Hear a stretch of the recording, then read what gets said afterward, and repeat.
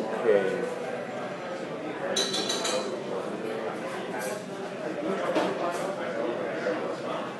Probably we already gone partially through that, but I wanted to ask you if you think that abuses were the fault of some rotten apples, or was the system which was wrong? The fault of what? If the abuses were the fault of some rotten apples, Apples, or it was the system to be wrong, or there was, as you said before, leadership failure or something like that. I don't like the term rotten apples, because it allows us to sort of separate ourselves from our own kind of responsibility for it. Now, that's not to suggest that everyone is responsible for what went on there. If you weren't there, you're not responsible. But I'm responsible for my actions, and I can't necessarily weigh them against the actions of somebody else. And so, I think when you want to say something like a rotten apples, that's a great way to distance yourself from the humanity of the people that made those horrible decisions.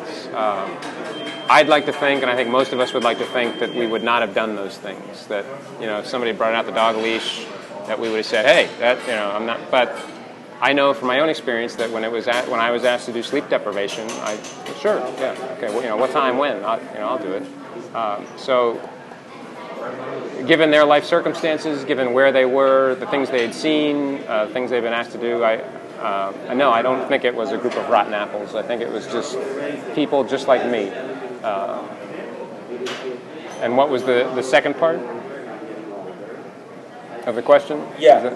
Or if it was the wrong system, just individuals, or if it was the system who encouraged you to do that. Yeah.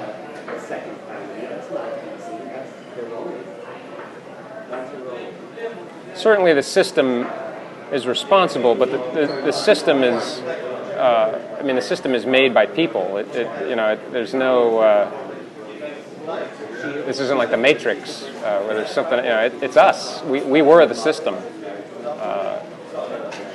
I mentioned failure of leadership, and that's not to suggest that only leaders were responsible. But leadership was in some way responsible. The people that wrote the policy, the people that started the war, the people that decided that turning Abu Ghraib into a detention facility was a good idea, the people that re-engineered the things from Sears. Every step was clearly an error in judgment.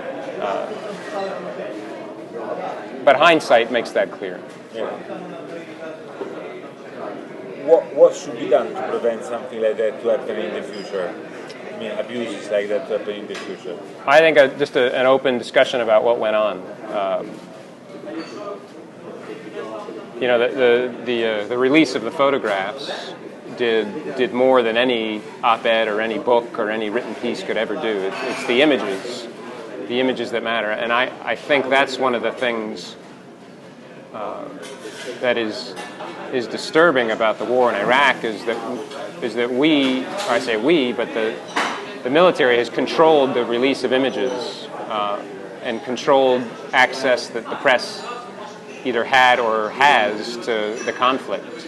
And you would know more about this than I would, but the press was embedded. In Vietnam, you were free to essentially go where you want. You could hop on a helicopter and go out and see that. Now we embed, and that's not to say we control or censor, but I think the images are a little bit more limited. The images of war are more limited to the populace, or the access is limited.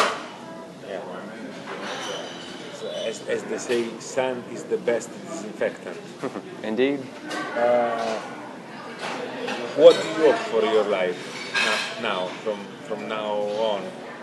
You've done this choice, and you decide to talk about it in public, and from now on, what do you expect, or what do you hope, what do you dream of? Some days I just want to pretend it never happened, and I don't ever want to talk about it again. Other days I recognize that's not a possibility. I think I'm in a phase now where the nightmares are beginning to lessen a bit. You know, when I first got back, people would tell you that you just need time, give it time, and I didn't want to hear that because I didn't necessarily want to forget. I didn't want time. This stuff was visceral. It was real. I wanted to think about Ferdinand every day. I wanted to think about my friends. I didn't want that stuff to fade. But as time has gone on, it has become a little less clear in my mind. I'm able to go to sleep and not be afraid, and that's a good thing. But I'm not sure what I hope for at this point. It's still not that long ago, and I'm not sure that any of us are quite ready to move completely on at this point. And how do you imagine yourself in 5 years' time? Or in 2 years' time, I don't know. Yeah, well, I think you have to figure out yourself. You have to picture yourself in. I can't. New life, I can't answer that question without thinking about family at this point. I'm a father now, and so when I don't think of me in 5 years. Now I start to think of my son in 5 years, and you start to sort of live. You live for your kids at this point. As I look down the road, the thing that consumes me the most are the discussions that I'll eventually have to have with him, and how that's going to pan out. And I don't know at this point. Some days I'm a pacifist. Some days I think I would never allow him to join the army. Other days I think this is the most valuable experience of my life, and I can't necessarily shield him from that. So I'm just beginning to sort of explore some of those thoughts. So if you ask me what I consider happening down the road, that I'm not thinking about sort of me anymore. I'm thinking about how that interaction is going to play out.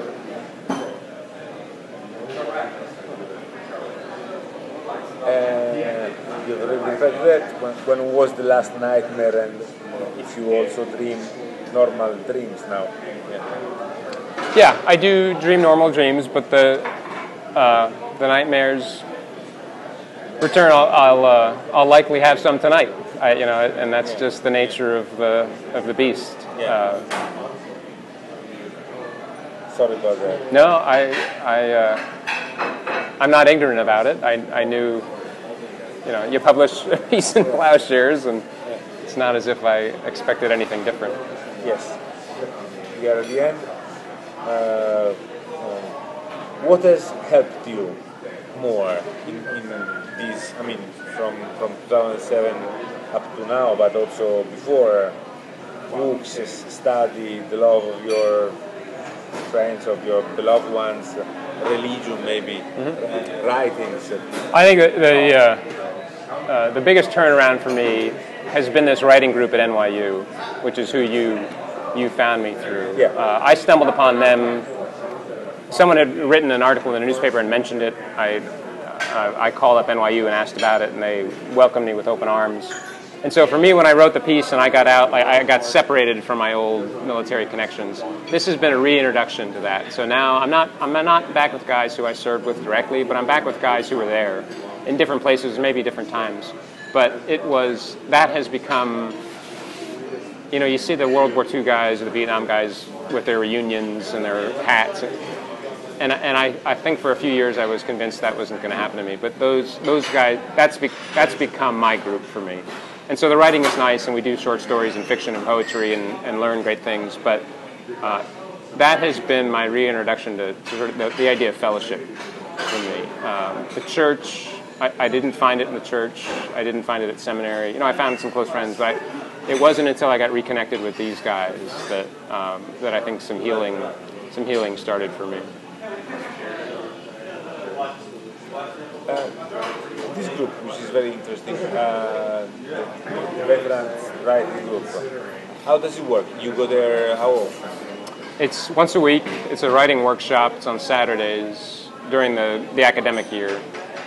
It's a 2-hour to 3-hour class. It's taught by NYU students. They're essentially assigned as teachers. And the classes are different. we'll bring in a piece by Hemingway and read it and talk about it, and then write for an hour, and then come back together and share what we've written. Or we'll workshop pieces that we've been working on. So we bring in our own material and criticize and affirm what works and what doesn't.